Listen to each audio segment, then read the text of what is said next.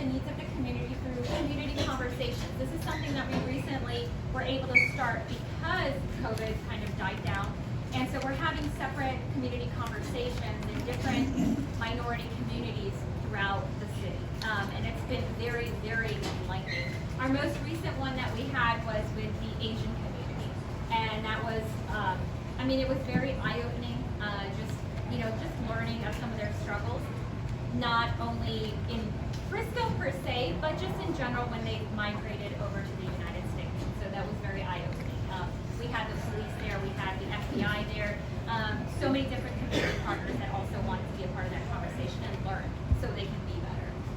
And then become a community partner to various organizations in the community. So if there's an event that you want to do, please, we can be that support. You plan it out and everything. Thank you. You plan it out and everything, and then there are certain events that we do have to, kind of run by our elected officials. Two elected officials are obviously the mayor, who's on the committee, oversees everything when need be, and then we have Bill Woodard, who is an elected official, and we kind of run past it by two of them, and then we have two city officials. We have Jason Cooley and Henry Hill, which is the assistant city manager. And so those two pretty much, everything gets approved. It's with the elected officials because, then we start entering, different political realm. And so we have to be a little bit careful on what we can and cannot put out. So some of the stuff that we did, of course, during COVID, it was really difficult. But after George Floyd got murdered, literally we were just kind of thrown into the fire, and Mayor was like, "Okay, you guys, it's time." When before that we really had not done anything, we weren't sure of doing anything, and so we had to quickly step it up and figure out what to do. So one of our members, Sunita Sherivu, she was part of the community conversation that took place at the town hall. She was on the panel, kind of part of talking about just the state of our city and what we can do to be better, right? One of the things that we did was the informational session on city governance and community engagement via city boards and commissions. We just posted that video from last year, and July 1st, boards and commissions, the applications will be opening up again. So that's something to look at if you want to be involved from a civic standpoint.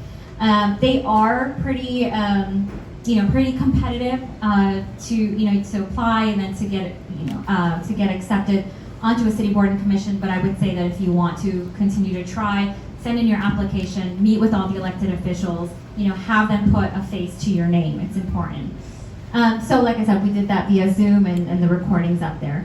Periodic community surveys, a pulse check of the residents. And I know we haven't done that in a while, and a lot of the reason is because we're actually now out in the community, which really helps, and so we'll get feedback like that. But feel free to email us, and we're onefriscotexas@gmail.com, and we're always very receptive.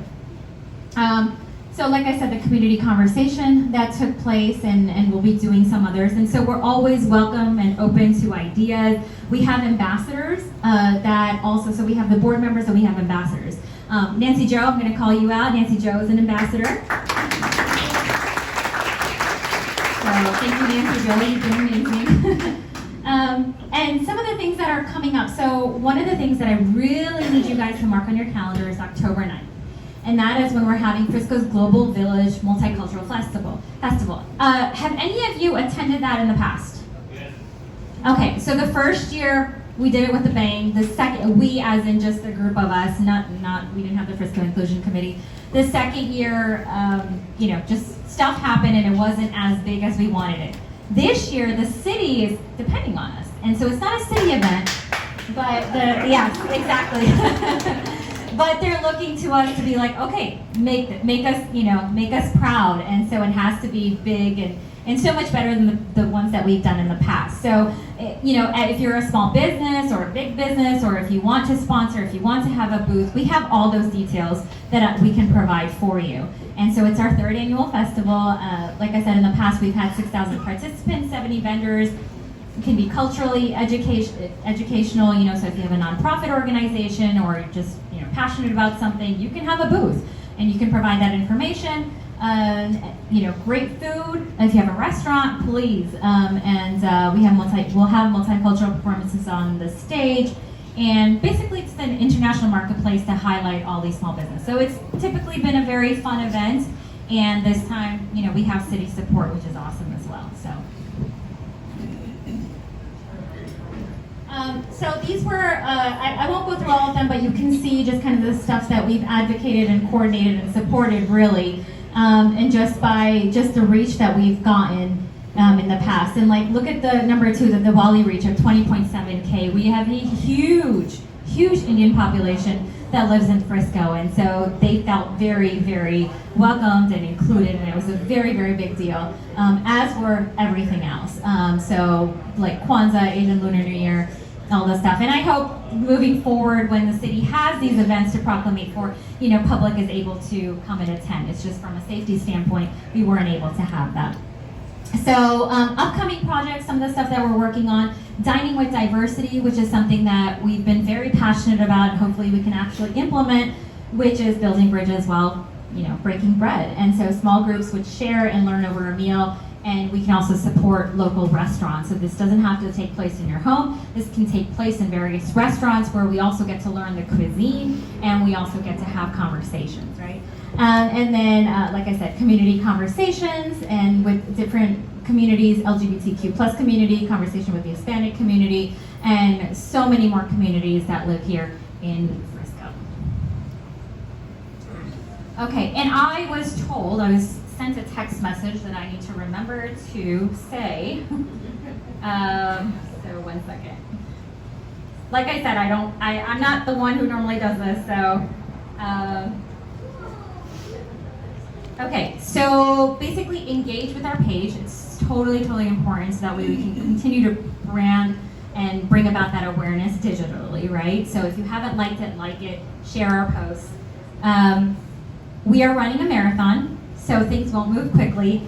We also have to work at the pace of the government. And so there are certain things where, we just want to push it out, but we have to be very mindful, considerate, and have to work at their pace.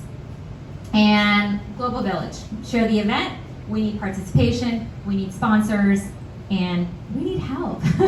So if you want to be a volunteer, if this is something that interests you, we're always looking for ambassadors.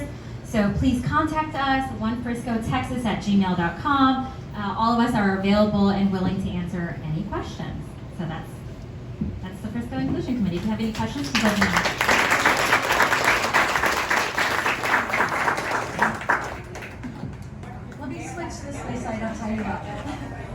We want to say thank you for coming and presenting to us.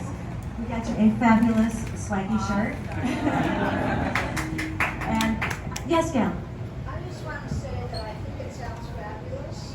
The way you've got it structured, the information that you're providing, the programs, working with the government, city council, and recognizing that we have to.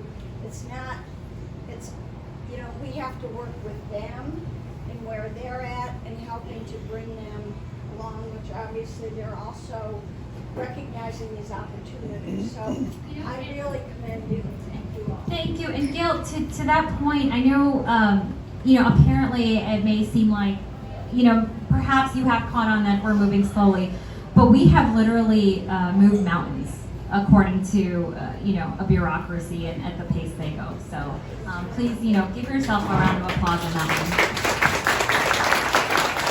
And we owe the Inclusion Committee a round of applause for all the hard work and persistence and the mountains they have moved. Even if it was one couple at a time, they moved it all.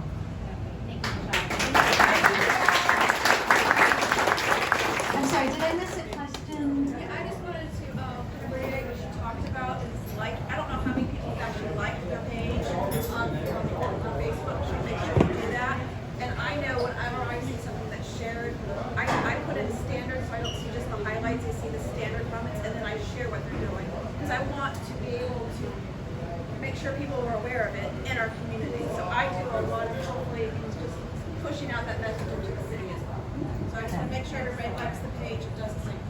And we try to share every single one of their posts over to Frisco Dems because they have a lot of really great information. So like the page yourself, but we're going to keep sharing their information. I also want to say that Allen just created something very similar, and other cities are following suit. So it's pretty exciting.